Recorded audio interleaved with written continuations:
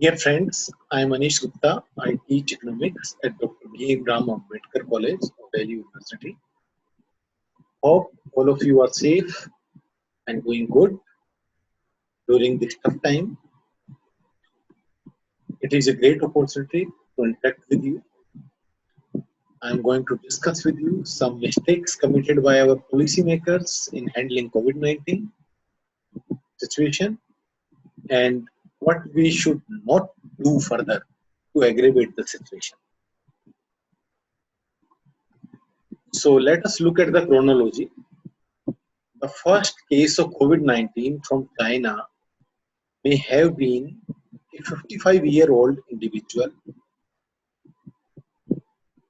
according to South Morning China Post newspaper, and that also dates back to November 17, 2019. This deadly disease later spread to other parts of China and rest of the world. But we started scanning of passengers from selected countries at airports only from mid-January. We also instructed all passengers arriving in India to fill a self-declaration form if they had any symptom of cough, fever, etc. Interestingly, both measures were merely a formality. Because if you are asking someone to fill a declaration form, he may not write the truth regarding any problem he is facing. Later on 30th January 2020, when the WHO declared COVID-19 a public health emergency of international concern, instead of locking down all international arrivals immediately, India continued with its light measures, which were mostly breached by many passengers like Kanika Kapoor we heard. By that time, India kept on evacuating its nationals from various parts of the world, and India observed its one-day public curfew on 22nd March 2020. So this was the first measure to control this deadly disease.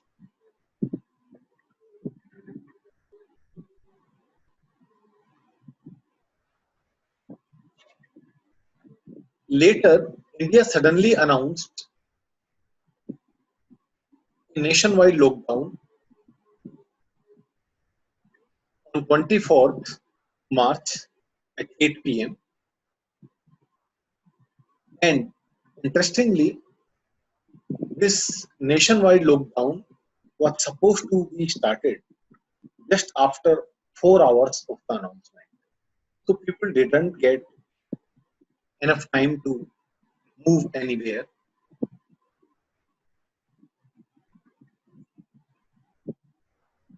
It seems the decision was not properly discussed with all state governments, medical practitioners, and economists. The policymakers were not aware about the fact that a lot of migrant laborers in metropolitan cities live in a very pathetic condition. Sometimes more than 20 people share a room and they sleep in the shift. This is a situation like 8 people are sleeping in the daytime, another 8 people are sleeping in the second shift, and remaining 6 people are sleeping in the night. So if we have a situation of lockdown, all of them will have to stay together and they can't go to work. So this will be a situation where these more than 20 people can't stand in a single room because these rooms are meant only for shift arrangements. Similarly, a lot of tourists, students, and other people were also stranded away from their home at different part of the country. People were initially not expecting its extension post 14th April, but it is being extended since then. So this is fourth phase of extension, fourth phase of lockdown. That is why a lot of people decided to walk home for even 1,000 kilometers, especially the migrant workers. So, what is the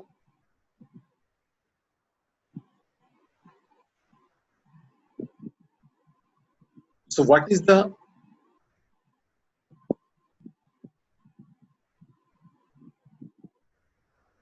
preventive measure? So, the only preventive measure of COVID-19 is physical distancing, not social distancing. In simple words, we should not let crowd gather anywhere. But look what we are doing to tackle this.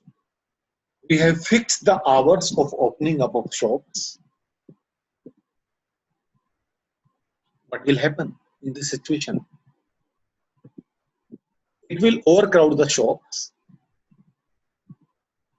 if we fix the hours. Otherwise, people can visit the shops according to their convenience, but now people will have to go in the specified times. So all the people who want to buy something, they will have to visit within 4 5 hours or 8 hours of opening of the shops.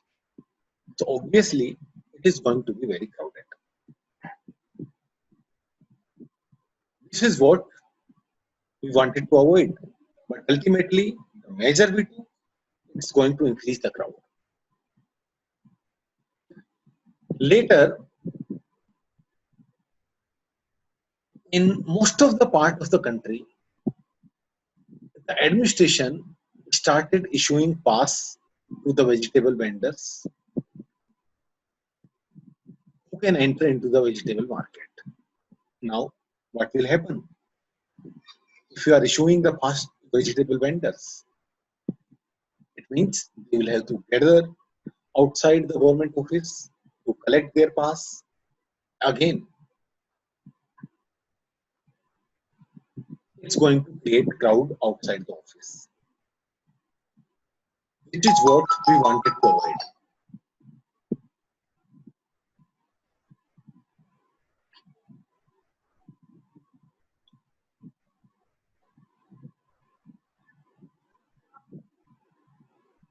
Later, we restricted the travel of all the people. We restricted the movement.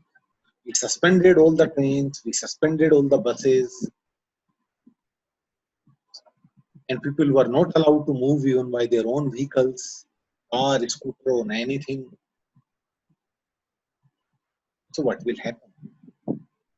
If some people are stranded in the city area and they cannot go back to their home, what will happen to the city? Obviously, city will be overcrowded.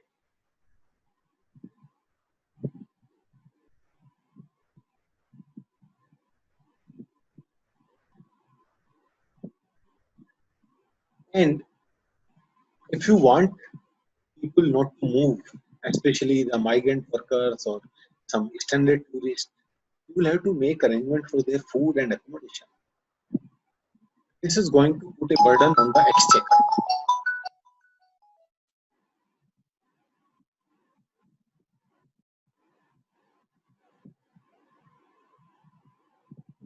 Similarly, the administration became so strong during this period that police started harassing even the shopkeepers. Though the shopkeepers were selling only essential commodities, but they started harassing them. We fixed the hours. Even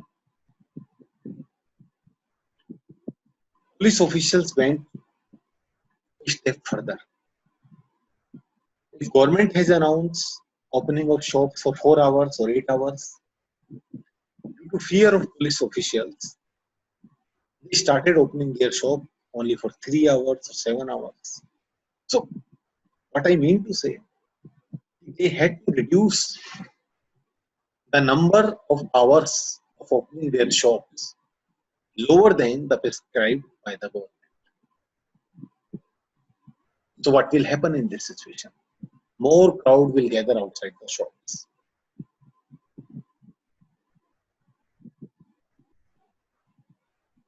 Similarly, another measure which was taken by the government was to stop the movement of migrant workers who were walking home kilometers. A lot of migrant workers came from Himachal to Delhi and they were further going to Bihar, UP. They were stopped at so many places. What will happen in this situation? A lot of crowd gathered. If you are stopping at one particular place on the road, a lot of crowd will gather. Ultimately, the purpose of decreasing the crowd, reducing the crowd was defeated. So basically, we were not able to understand one basic thing. We need to make physical distancing. And if migrant workers are moving on the road, and especially when the highways are vacant, they are not going to make anything overcrowded. But if we stop them at one particular place, then it will be overcrowded. If we stop them to stay at a particular school, it will be overcrowded. And just think of a situation in most of the schools, government schools, they have one toilet or two toilets. If 100 people are staying there, what will happen in that situation? You will have to share the same toilet. If any of them is infected, then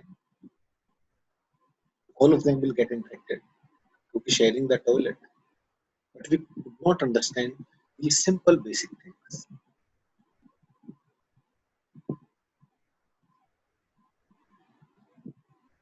Another thing was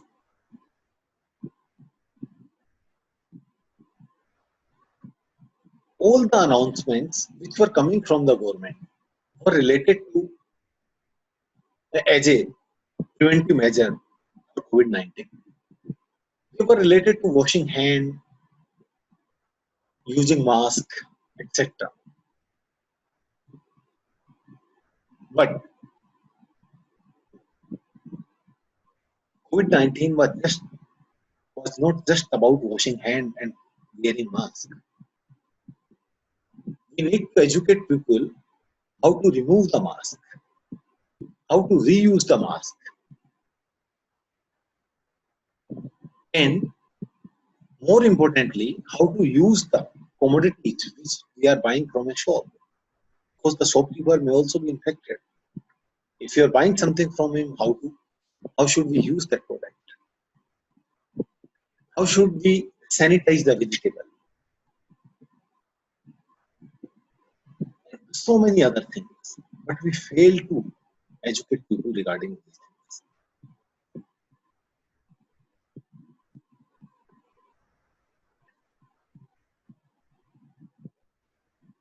So there were so many issues regarding controlling the crowd, but just due to some administrative problem or understanding of the issue, we could not control it. Now let us look at the role played by private sector and public sector in this time of crisis.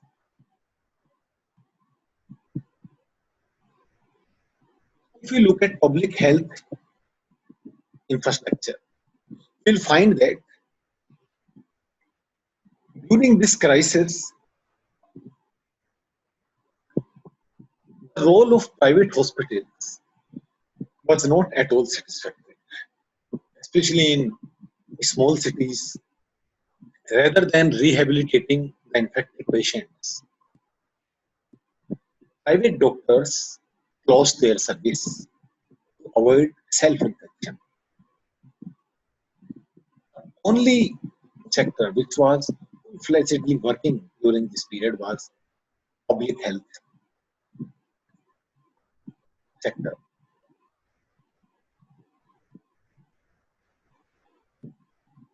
Unfortunately, a lot of private firms started taking benefit of the situation, especially who were involved in the production of essential drugs, masks, and sanitizers. They raised their price exorbitantly of these necessary items to fight COVID-19.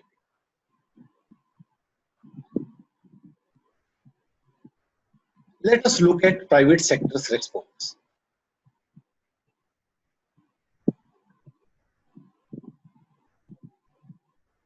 For example, the demand of sanitizers increased by more than 500%, and its price increase was ranging between 20% to 500%, even more than that in some cases.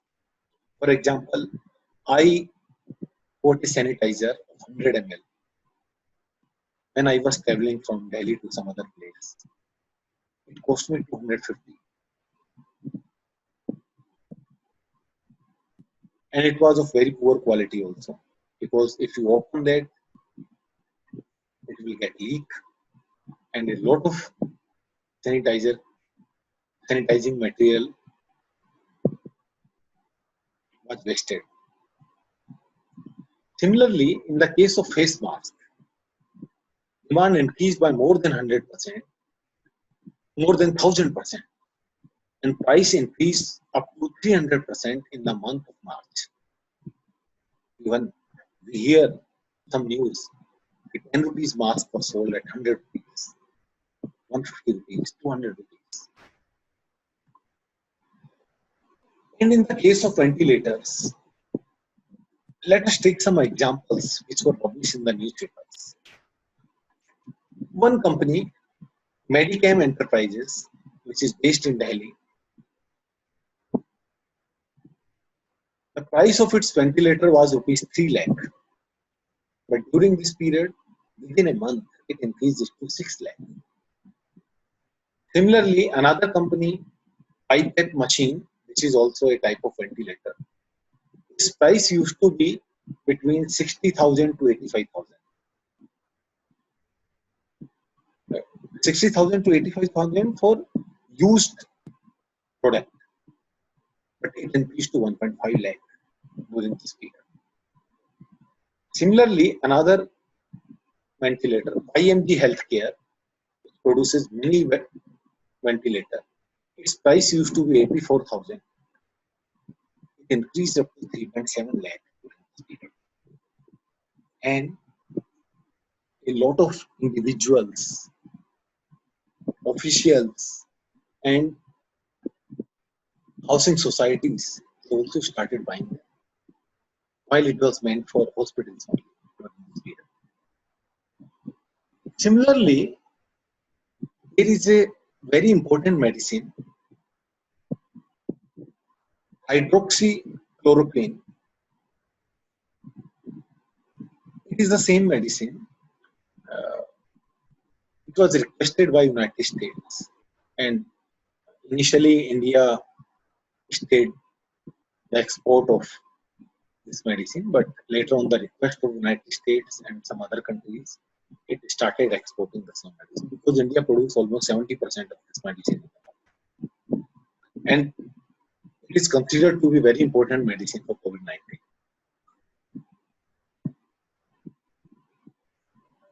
Its price also increased, in some cases by 20%, and in some cases more than 20%.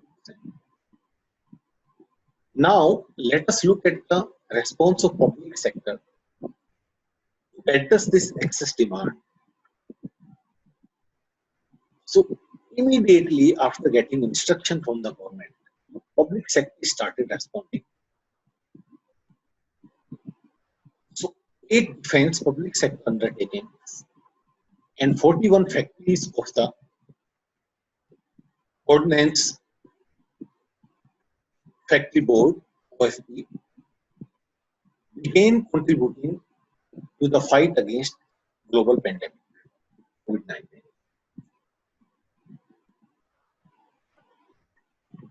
If we look at the production of ventilators, we find that Bengaluru-based Bharat Electronic Limited BEL, began manufacturing 30,000 ventilators for intensive care units across the country. The order placed by Ministry of Health and Family Welfare, and it was requested to supply the same within 2 months. Similarly, as, as per the estimates, BEL will supply 10,000 ventilators in the month of May and 15,000 in the month of June. Along with DRDO, BEL is trying to indigenize as many ventilators components as possible. It means if you are producing the ventilator, you need some material to produce it. And if it is not produced in India, then you will face problem in producing ventilators. In another example, Hyderabad-based Bharat Dynamics Limited (BDL), who is developing a ventilator prototype in collaboration with a private startup.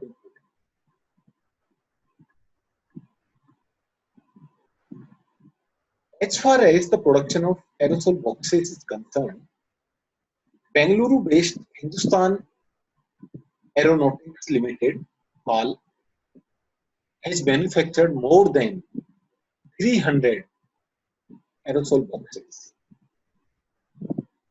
which serve as an insulator between patients and doctors to prevent transmission of the virus. These have been distributed to government hospitals in Bengaluru, Mysuru, Mumbai, Pune, Uttar Pradesh, Telangana, Andhra Pradesh, and Tamil Nadu.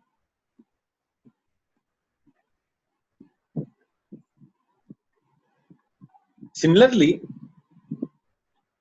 in the case of production of protective coveralls, Ordnance Factory Board (OFB) began manufacturing 110,000 protective coveralls for healthcare workers, which are required to conform to ISO Class 3 exposure standard.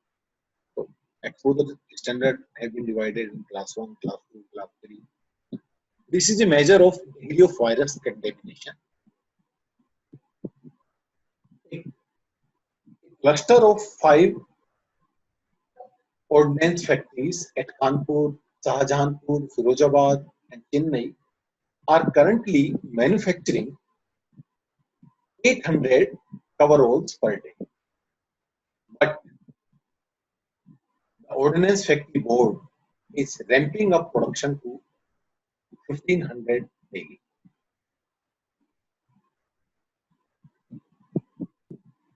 Production of masks. The Ordnance Factory Board has also begun manufacturing 3-ply medical masks. It has already distributed 111,405 masks to various government agencies. The Ordnance Factory Board has also manufactured 5,870 personal protective equipment (PPEs). Similarly, in order to address excess demand of sanitizer, a lot of government companies came forward, like Cordite Factory, Ordnance Factory in Itarsi, Madhya Pradesh, Ordnance Factory Bhandra in Maharashtra, Rajasthan Sugar Mills in Ganganagar, many other government factories started producing sanitizers and at very affordable rate. Similarly, As far as the production of hydroxychloroquine is concerned, Karnataka Antibiotics and Pharmaceutical Limited (APL) in India started manufacturing hydroxychloroquine to meet its demand.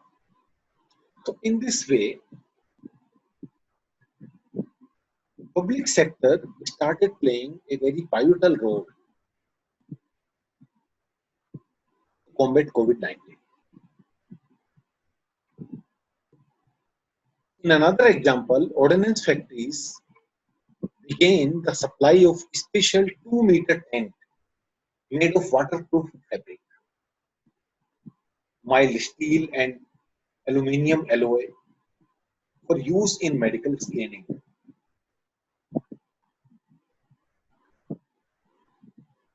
And for quarantine shelters. Some 420 tents of different types have already been distributed to various first responders, including the Odisha State Medical Corporation, the Arunachal Pradesh government, Punjab Police, Chandigarh, etc.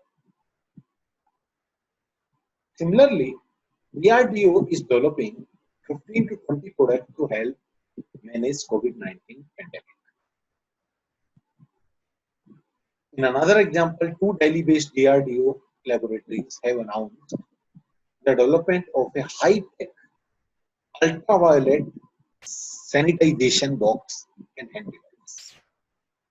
So we can see within such a short duration, government restricted these government PSUs and government factories, and they started production without wasting time and without taking any advantage of the situation.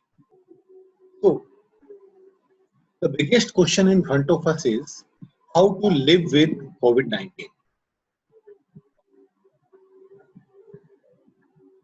So the basic requirement for the prevention of COVID-19 is physical distance.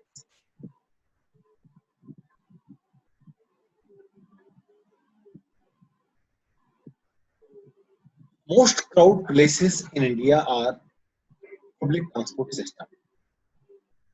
Bus stands, railway stations, buses, trains.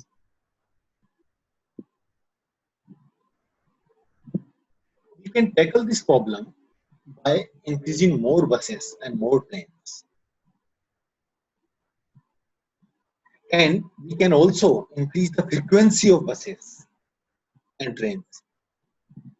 We can introduce more buses and increase the frequency of the existing buses and trains. We can have special construction of seat for the time being. With distance, we can use some kind of fiber which divide the seats. But there is a problem with this mechanism. There will be huge traffic on the road. Because if more buses are plying on the road, there will be huge traffic. So in that case, we can plan expanding roads and increase railway tracks so that this problem can be tackled.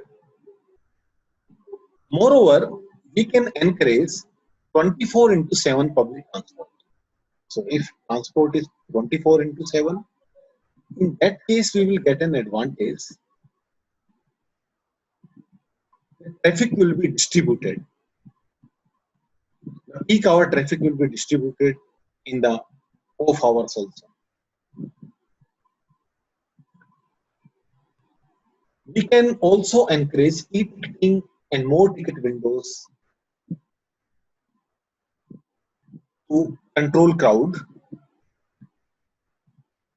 and we can use technology there, and we can make e-ticketing easier than earlier.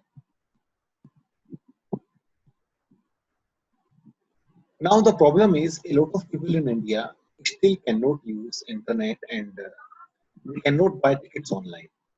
So we can have more windows for them. But again, the problem is it is going to be very costly affair, and at the same time, we should not forget expanding roads, increasing railway tracks, more buses, more trains. It is going to increase the employment also. So this is a kind of trade-off between employment and inflation, because the cost is increasing. Maybe there can be some situation that we will have to charge higher fare from the people, or government is giving more subsidy for that. But there will be more employment generation due to these measures. Second important thing is we are required to make our vegetable markets less crowded. This is one of the biggest problem for us. The problem is, especially the wholesalers, especially when the vegetable vendors go to the vegetable market, and it's very crowded. So vegetable market start very early in the morning.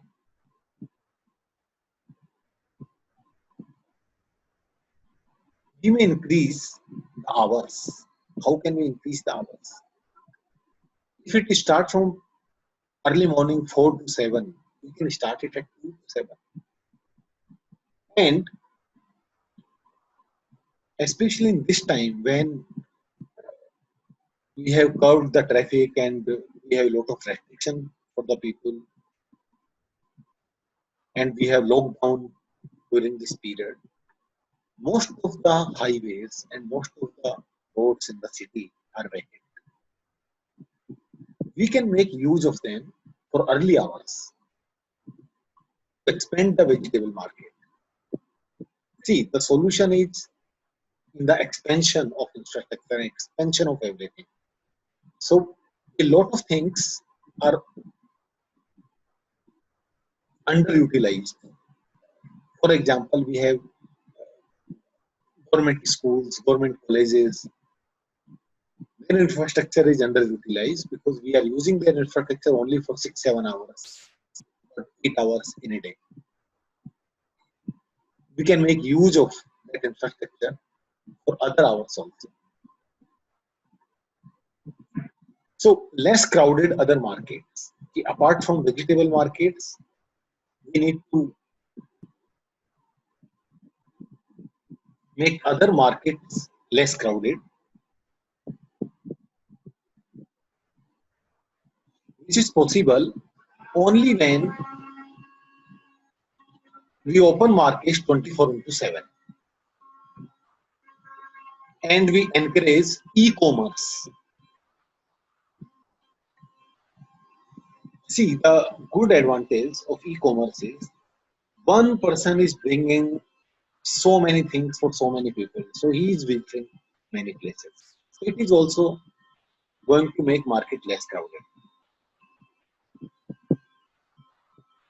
We can also encourage purchasing in large quantity so that people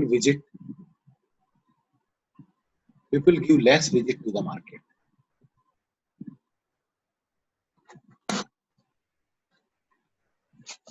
Similarly, we can increase the shift of the offices.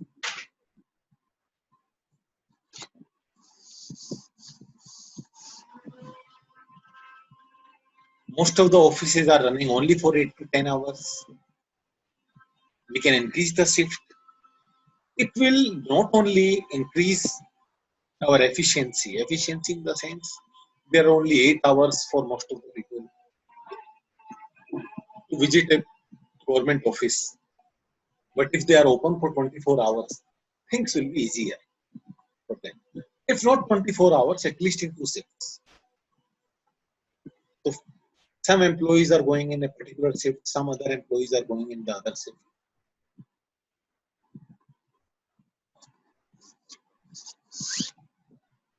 And most importantly, increase the digitization in the country. But it is not possible until or unless we make transactions simple, transparent, and safe in them. We will have to encourage traders to accept account payment without any scrutiny, because most of the traders are afraid that if they take any payment in the account, the tax officials will harass them because it will show higher transaction in their account. Again, what is the implication of these suggestions? Except digitization, the other suggestions are going to increase the cost. But at the same time, they are going to increase the employment. So in a country where we have labor abundance, where we are having a lot of employment schemes, so rather than these schemes, I'm not saying we stopped Manrega or other schemes, but we are trying to give some employment allowance or some other kind of concession to the people. Instead of that, it's better if you can provide job to them. So it will increase the capacity of our economy. Now, what are the lessons for revival of the economy? So the first lesson is self-reliance. So all the essentials shall be produced at home. It is very necessary.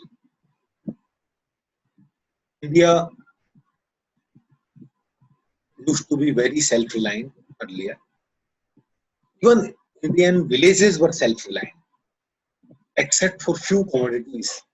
They don't need to trade outside the village. And remember, in such pandemic, if a village is self-reliant, then it won't face much problem of infection because it is not going to trade with other villages. And there shall be some kind of tax concessions on production of medical equipment. This is the need of our, and it is going to expand our medical infrastructure as well. Increase production of raw material of medicine. The biggest problem we faced during this period, we had a lot of factories which can produce certain medicines, but they were not having raw material to produce medicines. Second important lesson is realizing the importance of PSU.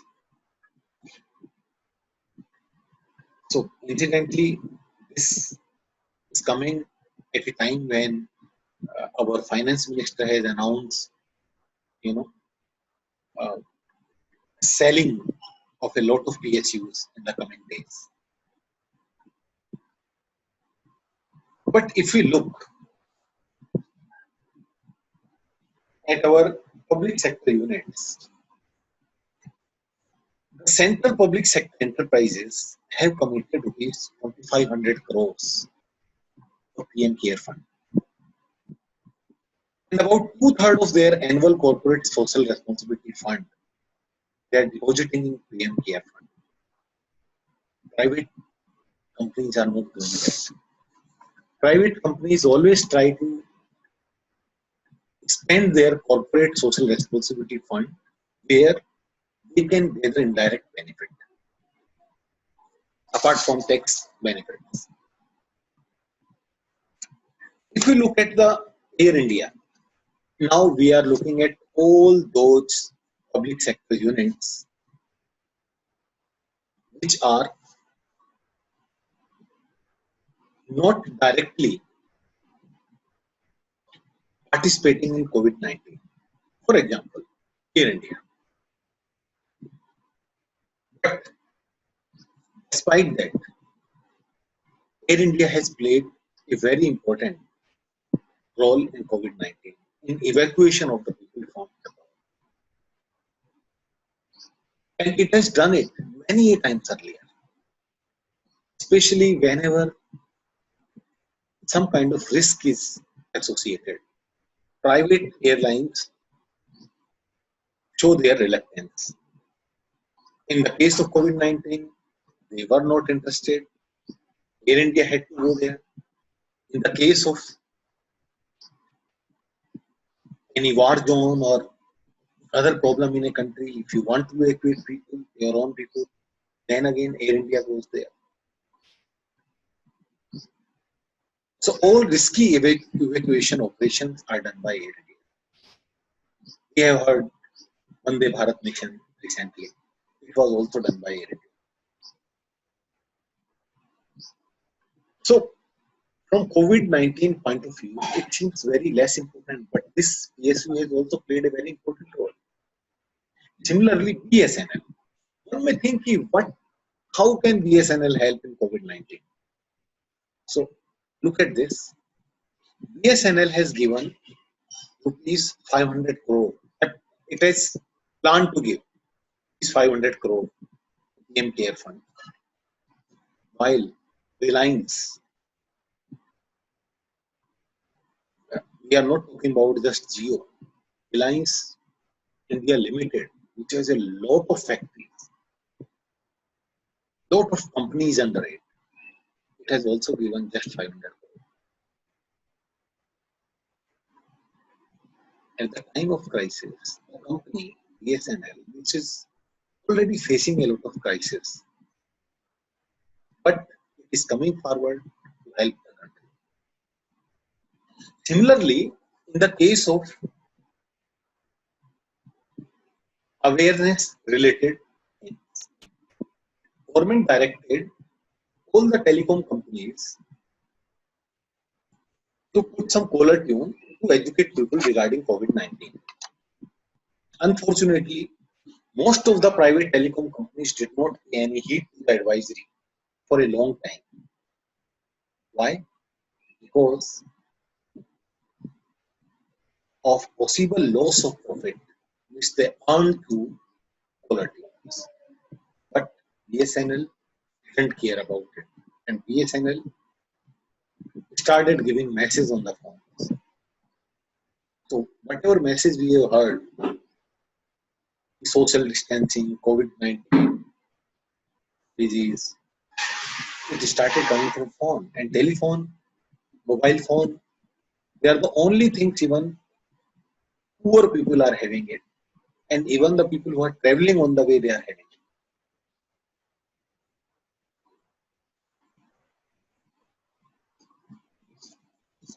it. BSNL announced extension of validity period of their prepaid mobile service till April 20. Later they extended it also. In addition, they offered rupees 10 additional talk time, even after zero balance to ensure connectivity. But you can't see this practice in other private players. So in this way, we have seen that not only the government companies are directly producing medical equipment and other required things for COVID-19, but whatever help government companies can do, they are doing it. But interestingly, many of them, which I gave example a few minutes back,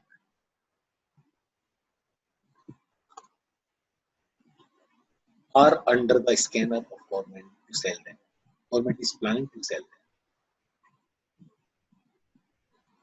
Another thing is, which is very important as a lesson, we should have far-sightedness in our decision. All economic decisions shall be well thought and shall not be taken in haste. For example, the way we took this decision of lockdown, it was also a bit in haste. We should have think about, we should have thought about all the possibilities, all the problems. We should learn from the experience of other countries also. We were already seeing COVID-19 came to our country a bit late than other countries. So we could have learned something from them. More importantly, economic decisions shall be taken by economists rather than by bureaucrats. So the problem of this decision of lockdown in a haste was completely administrative decision. It is very unlikely that it came from some good economist who has the knowledge of town and villages in the country. We should take into consideration all probable effects of any decision before taking any extreme decision like we did in demonetization, GST, now in lockdown. We should always think what are the possible implications of that. Now, next thing is lessons from Kerala. We have heard a lot of news regarding Kerala did very well in this situation while other countries could not do that. And other states in India could also not do that. And the first case of COVID-19 also came into the Kerala. But now the situation is Kerala is far, far better than any other state in the country. How did this happen? Undoubtedly, the long-term investment in public education and health has played a very big role. Why? Because COVID-19 type of disease is more related to health awareness and hygiene awareness. For example, it is difficult to explain even the common people. Let us forget other people. Even I'm facing this problem with my parents. Sometimes he used the sanitizer and opened the main door. Then he comes back and I ask him to use the sanitizer again, but he says, I just did it before opening the door. But the important thing is you do it after opening the door, which is more important. So there are few things better understood by the people who have the knowledge of health sector, who are connected with health sector, who are connected with hospital. And this is one of the main reasons in Kerala, which has a lot of nurses and doctors, they could understand this problem better than anyone else, any other state. Another important point is connect every worker. This is going to be very important for us. We were not able to help migrant workers because we were not able to connect with them. So every person shall be connected through some unique ID with information on his occupation. This information shall be revised every year. It will facilitate help in the eventuality of any kind of crisis. We can help them directly. And in addition, we can have some additional information about registration of migrant status of a worker. Now, the most important question is, this is before all the countries in the world, how the recovery would look like. According to some report, first, it is a V-shaped recovery. Typically, this is considered to be a best case scenario where economic activity comes back pre-crisis level once normalcy is restored. So, if it happens, it will be the best for Indian economy. Corporate profits come back to higher level, and so does consumer confidence. And very soon, the memory of downturn fades away. So, this is V-shaped recovery. We are coming back to the same position. Second refers to a U-shaped recovery.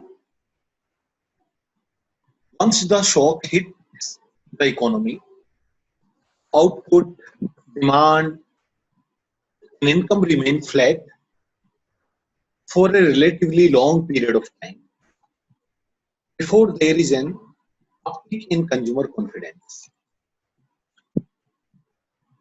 Professor Simon Johnson, a former chief economist for the International Monetary Fund, said that a U-shaped recession is like a bathtub. You go in, you stay in. The sides are slippery. You know, maybe there is some bumpy stuff in the bottom, but you don't come out of the water for a long time. So it may also be the situation in Indian scenario where we open up market after finding a particular area as the green zone, but suddenly within few days or few months it becomes a red zone. So the moment we try to come out from this situation aggravates. This is going to be a very bad situation for the country if it happens.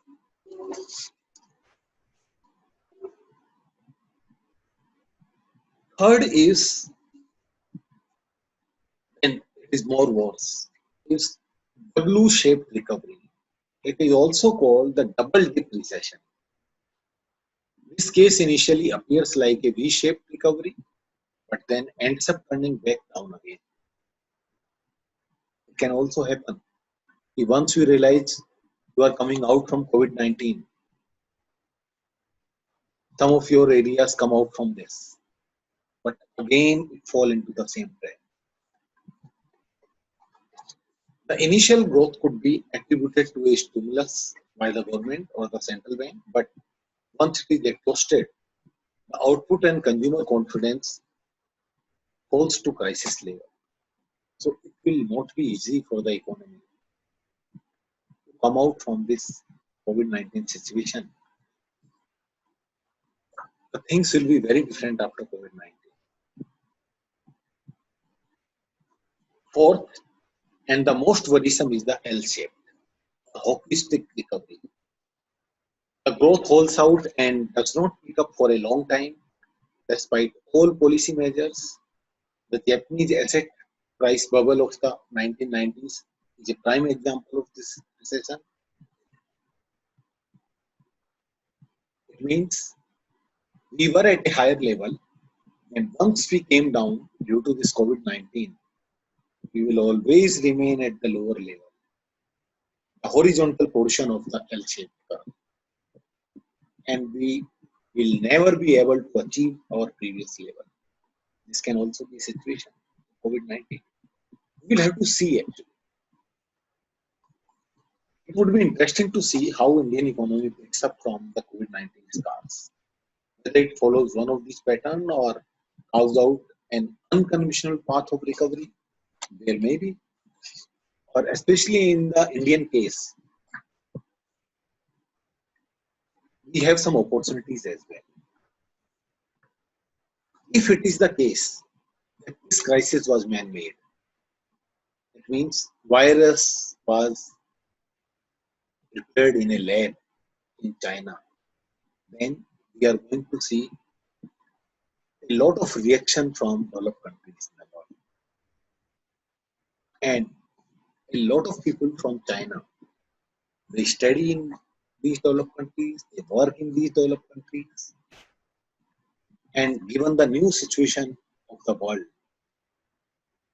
it can be a great opportunity for Indian youngsters who are very qualified, who are very hardworking. They can get some opportunity in developed countries to work. This is another thing. If some companies leave China, they can find better place in India because India is second biggest market in the world. So in that way, also after the end of COVID-19, we can find some opportunity. And third thing is, if in this new situation where all the migrant workers are going back to their home, if we can find some mechanism where our industries are established in all those areas where migrant workers are available. I don't know, it can happen or not, but if this is the situation, it can be an advantage for us. On the one hand, we will get decentralization of development, and on the other hand, the way migrant workers face a lot of problems, especially related to education of their kids and so many other things, they may not face that. Can you think of the situation when a lot of migrant workers are walking for last 2 months to their home? What about the education of their kids? But if industries are established in the areas where most of the migrant workers are available, then it can be a better situation for the country. So with this, I thank all of you for listening to me, and I will be very happy if you ask any question through email or through WhatsApp chat. You can have my number from the professor concerned, and I'm thankful to this university for inviting me for this lecture. Thank you so much.